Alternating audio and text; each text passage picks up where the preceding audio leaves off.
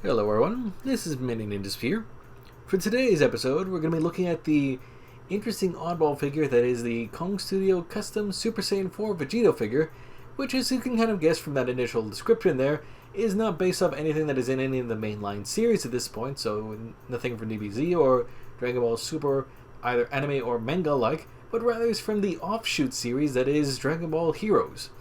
For those that might not be fully versed on that one, basically what that is kind of a what-if series of games slash promotional animes where the characters get a hold of various transformations that they don't have in the mainline series at all. With this one being no exception, as I don't think Vegeto even appeared in the GT series, so this whole thing is basically not canon.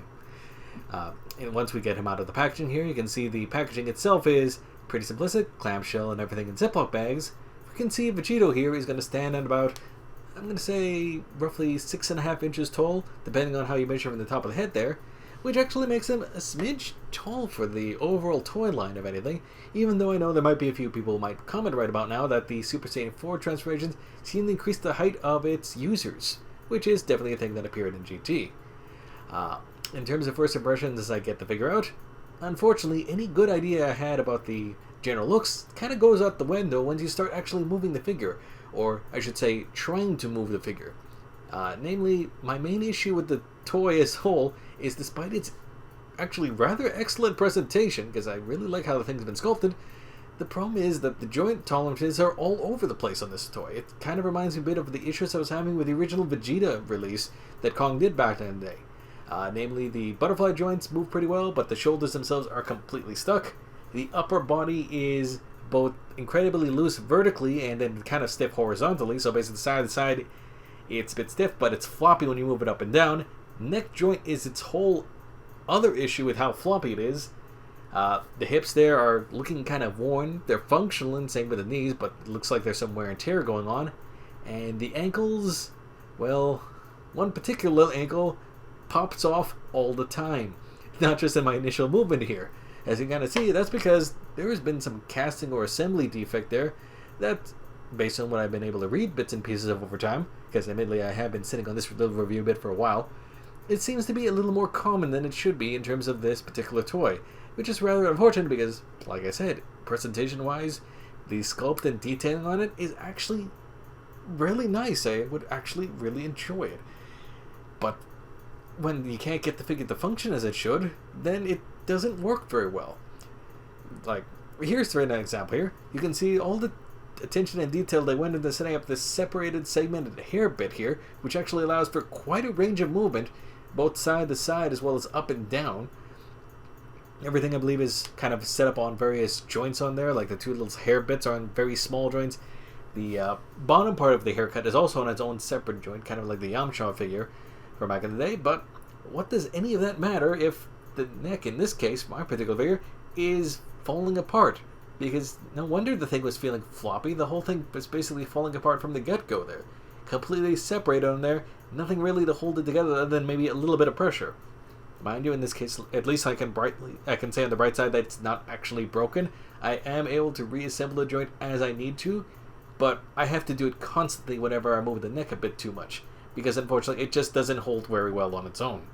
Rather disappointing, unfortunately, because, like I said, it really is nicely handled in terms of presentation, but it just falls apart on you. Moving on to the accessories in this case. Generally speaking, if you're familiar with the ones that came with the premium Bandai Super Saiyan Vegeto Blue, in this case, or Vegeto Blue, however you want to look at it, these are basically the same hands you have on that one. In terms of the recreation, they're not too badly handled. They're pretty clean in terms of their casting. The openings on them all seem pretty uniform, which means they should work very well with the original figure on that one.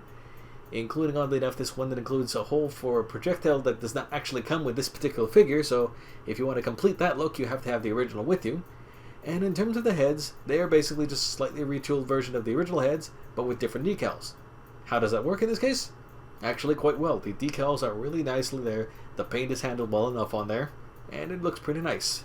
I'd say the only unique thing that this particular figure has in terms of accessories would be these kind of key blades, which are slightly reworked from a different thing, I believe so. And in terms of how they handle on the actual hands when you slip on there, they slip on pretty much no problem there, and frankly they look quite good. I'm personally more preferential of the one that is the kind of more golden yellow color. It just has a nicer appearance to it since there's a little bit of a tint on there. But the clear one does work well enough too. Now, in terms of adjusting the faces a bit, as you can kind of see as I'm trying to swap on there, you can kind of tell now they went and kind of did the same thing that the official Bandai version did, so I can't blame on that. And that's use the bangs, one set of bangs that you interchange between all the faces. Now, does it work? Technically, yes. But I find the bangs kind of don't fit as well on the other faces as we do on the original one, that is, the one they sent it out there with.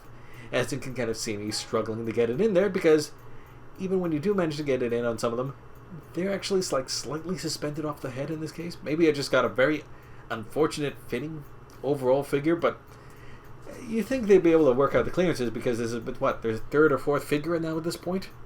But unfortunately it seems to be still an issue in terms of how things generally fit, which like I said is disappointing because this figure otherwise would be really nice.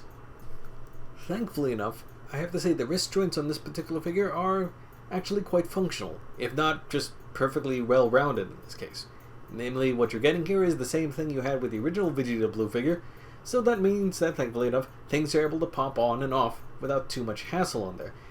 For example, let's put the kind of extended hand on there, and put one of the effect pieces on there, which, if the figure could hold its shoulder up properly, would be able to show the stuff off in a very dramatic fashion. So, yeah, we kind of have to modify the pose a bit in order to make it work. But as you can see, it can work, and it does look rather neat. Speaking of things to look at, though, I think it's time we don't beat around the bush any further, and just see how this thing actually compares a bit with the original figure it is so clearly based off of, which is the original Vegeto Blue, which is the premium Bandai release. Now, without too much guessing, you can kind of tell that, yeah, face-wise, they're basically almost one for one. Maybe a little bit of etching here and there, or some slight difference in terms of the casting, but overall these are definitely heavily based off one another, with maybe a different expression here or there, namely the non-smiling face on the Super Saiyan 4 version as compared to the yelling face that is actually included on the other one. In terms of accessories though, it is worth noting that while not included, just as I mentioned before, the energy ball effect will in fact fit properly enough on the Super Saiyan 4 hand here. So you can see, even though it wasn't included there, it fits in perfectly fine, so that is good to know. And in terms of the Keyblade, which is something absolutely not on the Vegeto Blue release, it will fit on an official hand without too much hassle. And frankly, looks rather nice on there. So, pretty much, if you want to kind of do a little bit of mix and match with the effects for your own personal display, that is absolutely something you can do without too much hassle. As you might have picked up over the course of the review here, unfortunately, despite its rather impressive presentation and just general sculpt and appearance, I can't recommend this particular figure at all just because there are too many quality control issues going on from top to bottom that put it all over the place. So if you really do want to pick this up, either wait till it's on sale or wait for a later run of the figure, because as it is, it's going to be a mess you'll need to fix up, I think. Thanks for watching, folks. I'll catch you all next time.